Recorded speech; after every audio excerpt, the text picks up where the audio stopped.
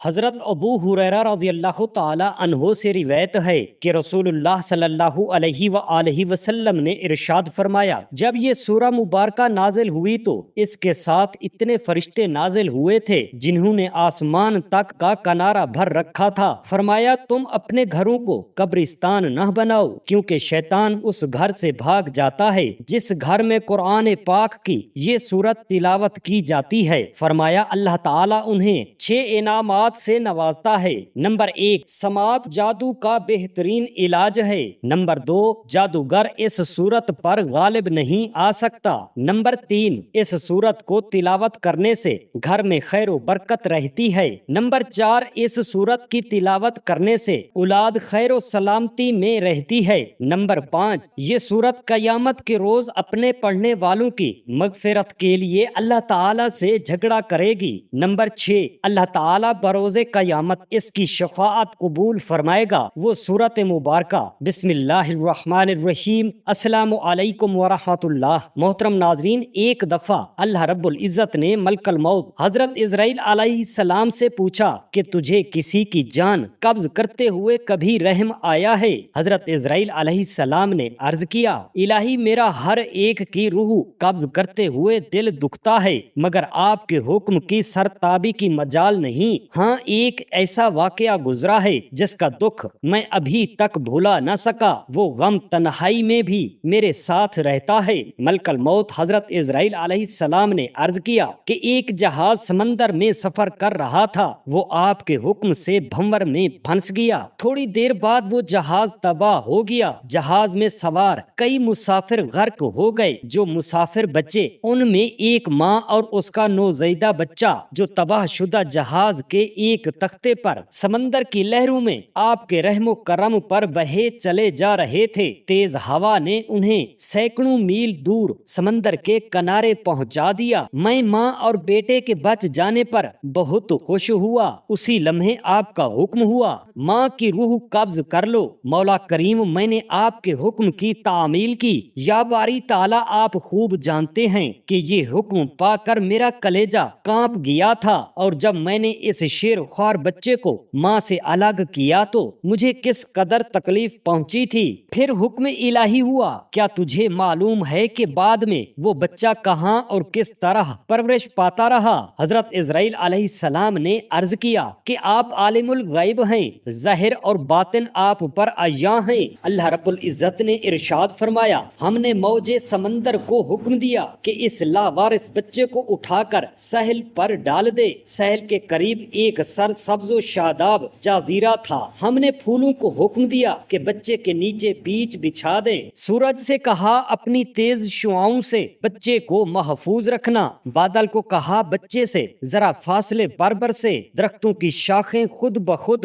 جھک کر پھل اور ان کا رس اس بچے کے منہ میں ڈال دیتی تھیں۔ جزیرے میں ایک شیرنی کی ہم نے ذمہ داری لگا دی، وہ روزانہ اسے دودھ پلاتی۔ شیرنی کے خوف سے بچے کے پاس کوئی اور جانور نہیں آ سکتا تھا۔ اس جزیرے میں ہم نے خوش نوا اور حسین پرندے بھیجے جو ہر وقت چہچہاتے تاکہ بچے کا دل پریشان نہ ہو۔ ہوا کو حکم دیا کہ اس بچے پر آہستہ آہستہ سے گزرے تاکہ اس کو کوئی تکلیف نہ پہنچے۔ اے اسرائیل علیہ السلام، وہ تنہا اور بظاہر بے یار و مددگار بچہ پرورش پا کر خوب صحت مند اور بہادر ہو گیا۔ ہم نے اس کے پاؤں میں کبھی کانٹا بھی نہ چبھنے دیا۔ دنیا کی تمام نعمتیں اسے عطا کیں۔ ایک بادشاہ شکار کھیلتے ہوئے ادھر آ نکلا۔ وہ خوبصورت اور صحت مند بچے کو دیکھ کر بہت خوش ہوا۔ اسے اٹھا کر اپنے محل میں لے گیا۔ ان کے ہاں اولاد نہ تھی، انہوں نے اسے اپنا بیٹا بنا لیا۔ بادشاہ کی موت کے بعد وہ اکیلا تخت و تاج کا مالک بن گیا۔ غرور اور تکبر سے ہمارے بندوں پر ظلم کرنے لگا، ایسا سرکش نکلا کہ خود ہی خدا بن بیٹھا۔ اپنے بت بنوا کر انہیں سجدہ کروانے لگا۔ خاک کا فانی پہلا ہمارا شریک بن بیٹھا۔ آخر ہم نے اس کی بہتری کے لیے اپنے خلیل ابراہیم علیہ السلام کو اس کے پاس بھیجا۔ اس ظالم نے ہمارے پیارے کو بھی آگ میں پھینک دیا۔ اے اسرائیل علیہ السلام، اس بچے نے میرا کیا شکریہ ادا کیا۔ وہ بچہ نمرود بن کر اس وقت ایک بڑے ملک کا بادشاہ ہے، اور اس نے میرے خلیل ابراہیم علیہ السلام کو آگ کے الاؤ میں جھونکا ہے اور اب خدائی کا دعویٰ کر کے لوگوں کو میری راہ سے ہٹاتا ہے اور حکم نہ ماننے والوں کو سخت سزا دیتا ہے۔ اسرائیل علیہ السلام نے عرض کیا، اے مخلوقات کے خالق و مالک، میں اس سرکش بچے کی حالت سے بے خبر ہونے کی وجہ سے دل میں خیال اور ملال لاتا رہا،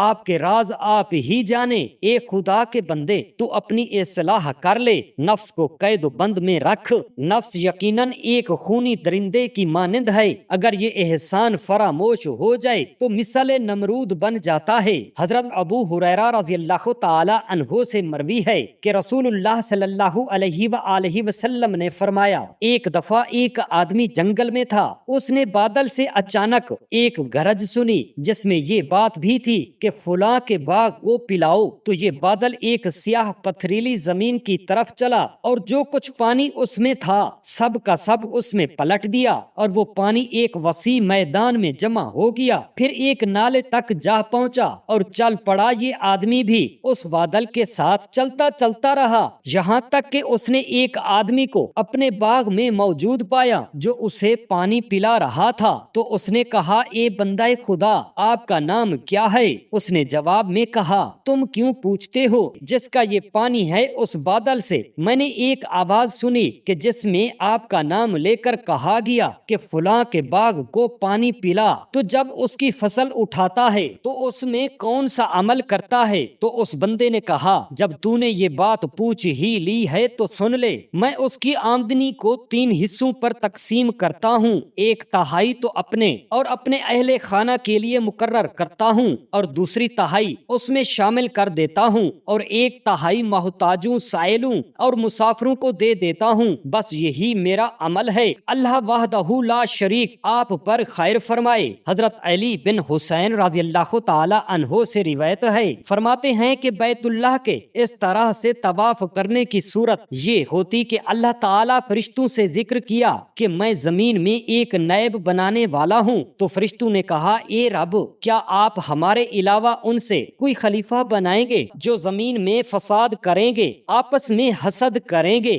آپس میں بغض رکھیں گے، ایک دوسرے پر سرکشی کریں گے؟ اے رب، وہ خلیفہ ہم سے بنا دے، ہم زمین میں فساد نہیں کریں گے، خون نہیں بہائیں گے، آپس میں بغض نہیں رکھیں گے، ایک دوسرے سے حسد نہیں کریں گے، ایک دوسرے پر سرکشی نہیں کریں گے، ہم آپ کی تعریف کے ساتھ تسبیح بیان کریں گے اور آپ کی تقدیس پیش کریں گے، آپ کی اطاعت کریں گے، نافرمانی نہیں کریں گے۔ اللہ تعالیٰ نے فرمایا، میں جانتا ہوں جو تم نہیں جانتے، تو حضرت ملائکہ کرام نے سمجھا کہ انہوں نے جو کچھ کہا ہے سب اللہ عز و جل کے فرمان کو ٹھکرا رہا ہے اور اللہ تعالیٰ ان کے اس جواب سے ناراض ہو گئے ہیں، تو وہ عرش کے گرد طواف کرنے لگے اور اپنے سر اٹھا لیے اور اپنی انگلیوں سے اشارے کرنے لگے اور عاجزی کرتے اور خدا کے ڈر سے روتے تھے۔ اس طرح سے انہوں نے 3 گھڑیاں عرش کا طواف کیا، تب اللہ تعالیٰ نے ان کی طرف دیکھا اور ان پر رحمت نازل ہوئی، تو اللہ تعالیٰ نے عرش کے نیچے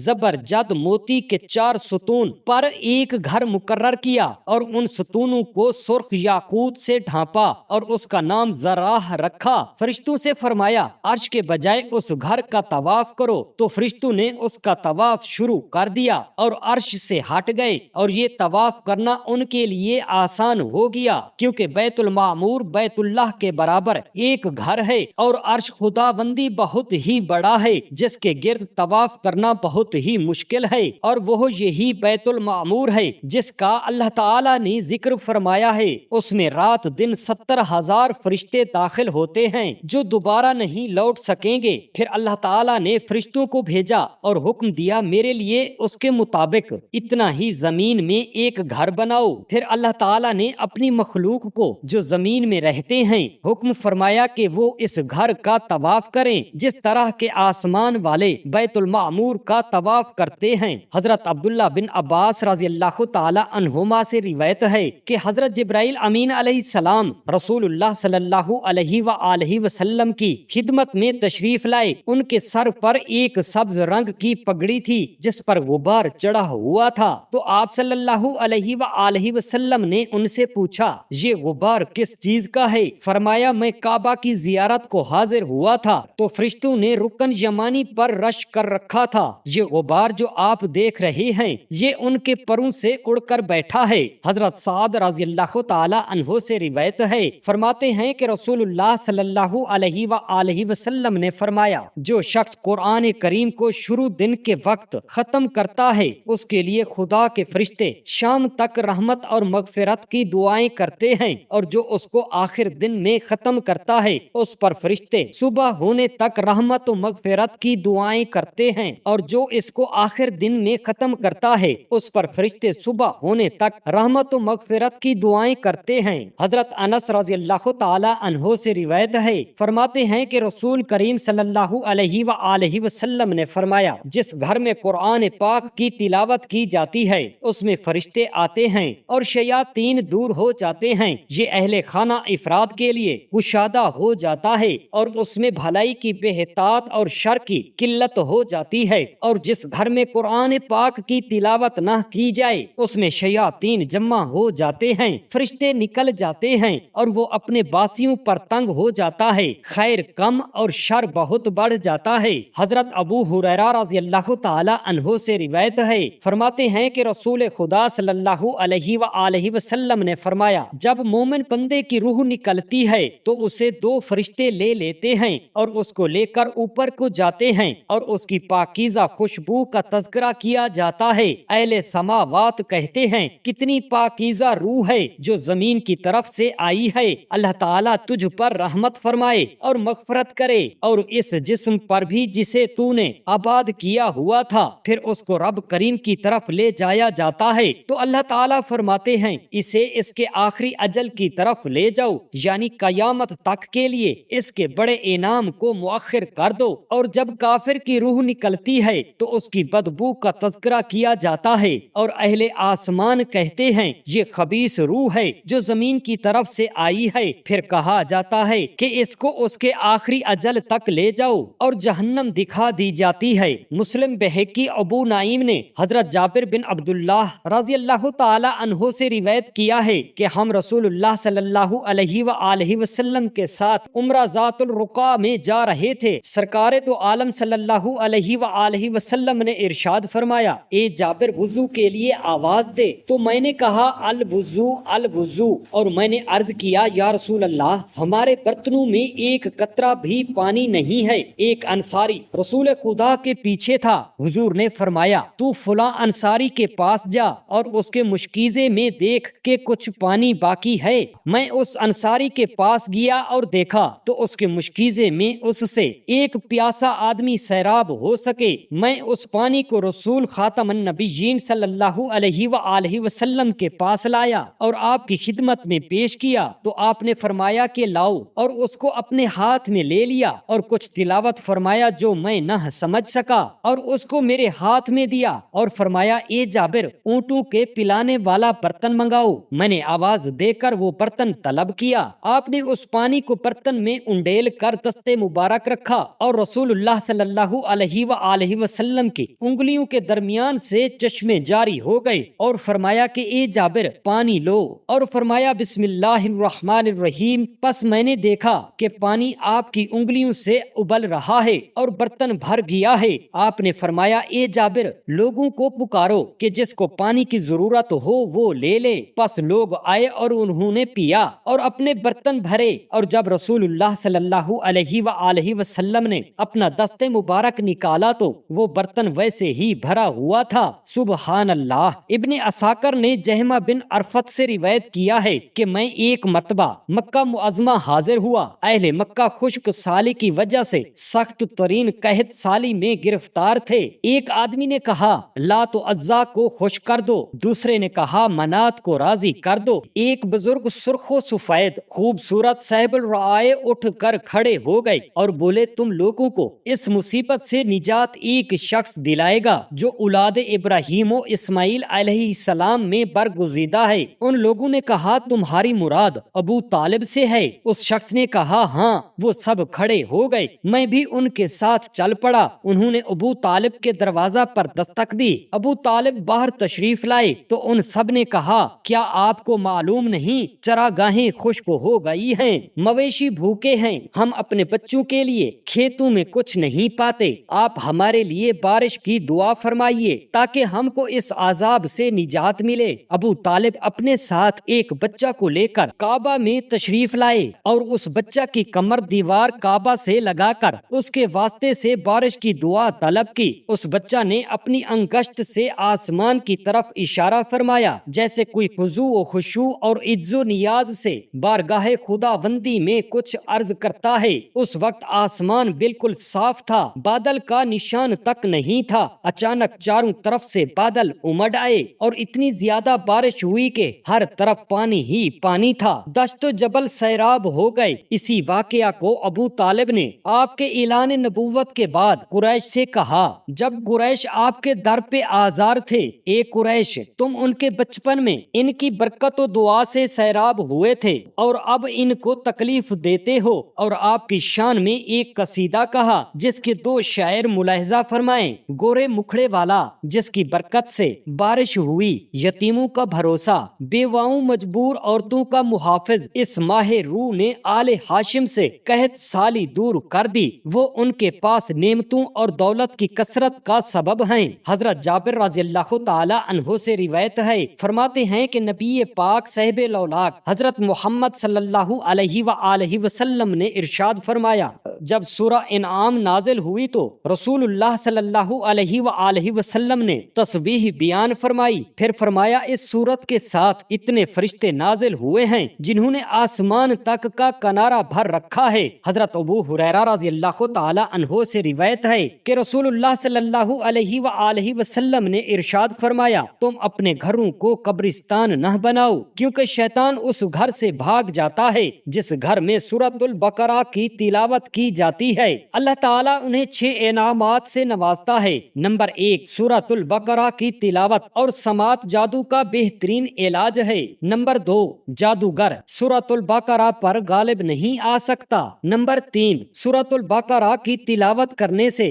گھر میں خیر و برکت رہتی ہے۔ نمبر 4، سورۃ البقرہ کی تلاوت کرنے سے اولاد خیر و سلامتی میں رہتی ہے۔ نمبر 5، سورۃ البقرہ قیامت کے روز اپنے پڑھنے والوں کی مغفرت کے لیے اللہ تعالی سے جھگڑا کرے گی۔ نمبر 6، اور اللہ تعالی بروز قیامت سورۃ البقرہ کی شفاعت قبول فرمائے گا۔ اللہ تعالی ہم سب مسلمانوں کو قرآن پاک تلاوت کرنے کی، سمجھنے کی اور اس پر عمل کرنے کی توفیق عطا فرمائے۔ آمین یا رب العالمین۔ جزاک اللہ خیرا کثیرا۔